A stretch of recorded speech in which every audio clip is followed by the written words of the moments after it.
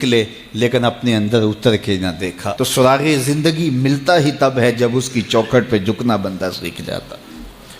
تو اس کی چوکھٹ پہ جھک کر کے زندگی کی سربلندی حاصل کیجئے اور مقصد زندگی حاصل کیجئے۔ ایک جوہری تھا سنیارا، تو اس نے مختلف ڈبیاں کھول کے لوگوں کے سامنے رکھی اور ایک موتی نکال کر کے کہا کہ یہ موتی شب افروز ہے، رات کو چمکتا ہے، اور اس وقت دنیا کے اوپر جو قیمتی ترین موتی ہیں ان میں سے ایک موتی یہ میرے پاس ہے۔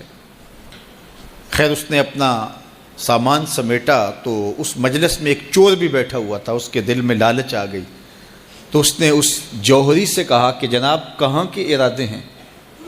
تو اس نے کہا کہ میں بمبئی جا رہا ہوں۔ اس نے کہا واہ واہ کیا اچھا ہوا، میں بھی تو بمبئی جا رہا ہوں، تو چلو اکٹھا سفر ہوگا۔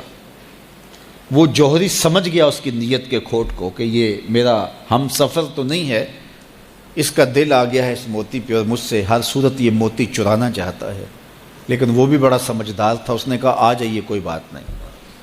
سفر چلتا رہا، رات ہوئی، جب سامان اتارا اور سونے کی تیاری کی تو وہ جو اس نیت سے ساتھ ہم سفر بنا تھا اس نے بھی اپنی قمیض اتار کے لٹکا دی، اور اس جوہری نے بھی۔ اس جوہری نے یوں کیا کہ نظر بچا کے وہ ڈبیا قیمتی موتی والی نکال کر کے اس کی جیب میں ڈال دے اور خود بے فکر ہو کے سو گیا۔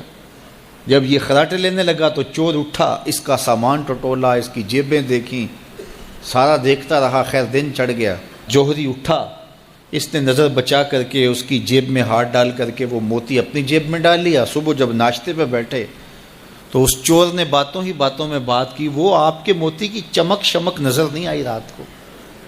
تو وہ ہنس کے کہنے لگا نہیں میرے پاس ہی تو تھا، وہ جیب سے نکال کے سامنے رکھ دیا۔ دل ہی دل میں بڑا حیرت زدہ ہوا، میں نے تو سارا ٹٹولا، یہ اگر کہیں تھا تو مجھے کیوں نہیں ملا؟ چلو آج صحیح۔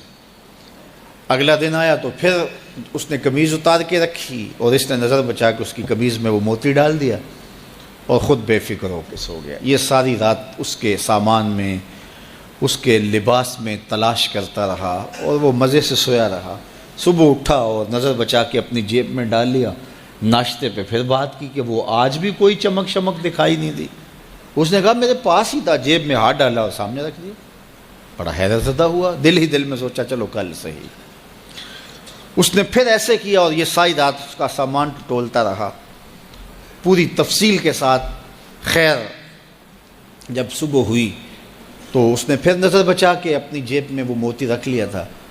تو اس نے پوچھا وہ رات والا موتی آپ کا نظر نہیں آیا جس کو آپ کہتے تھے چمکتا ہے؟ کہا وہ ڈبیا میں رکھا ہے اس لیے چمک دکھائی نہیں دی، تھا تو میرے پاس ہی، اور جیب میں ہاتھ ڈالا اور سامنے رکھ دیا۔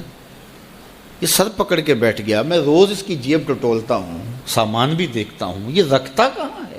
میں نے تو کوئی جگہ نہیں چھوڑی۔ اس نے کہا سچ بتاؤں میں تیرا ہم سفر نہیں تھا، میں چور تھا، میں تم کو بتا رہا ہوں۔ اب آپ میرے بھی استاد نکلے، مجھے اتنا بتاؤ کہ یہ موتی آپ رکھتے کہاں تھے؟ میں ساری رات ٹٹولتا رہا اور 3 دن ہو گئے مجھے، میں نے کوئی گوشہ نہیں چھوڑا، آپ کا سامان کھول کھول کے دیکھا ہے، آپ کا لباس الٹ پلٹ کے دیکھا، لیکن مجھے ملا ہی نہیں، یہ رکھتے کہاں تھے؟ مجھے یہ تو بتاؤ۔ اس نے کہا لوگوں کی جیب میں ٹٹولتے رہے، اپنی جیب میں ہاتھ ہی نہیں ڈالا۔ بلے شاہ اڈ دیاں پھڑنے، جڑا گھر بیٹھا ہے انہوں پڑھیا ہی نہیں۔ وفی انفسکم افلا تبصرون، کہا تم کہاں اسے ڈھونڈ رہے ہو، ذرا اندر بھی اتر کے دیکھو، اندر اترو گے تو اس کا سراغ مل جائے گا۔ نہ مسجد وچ نہ مندر وچ، لب یار نو اپنے اندر وچ۔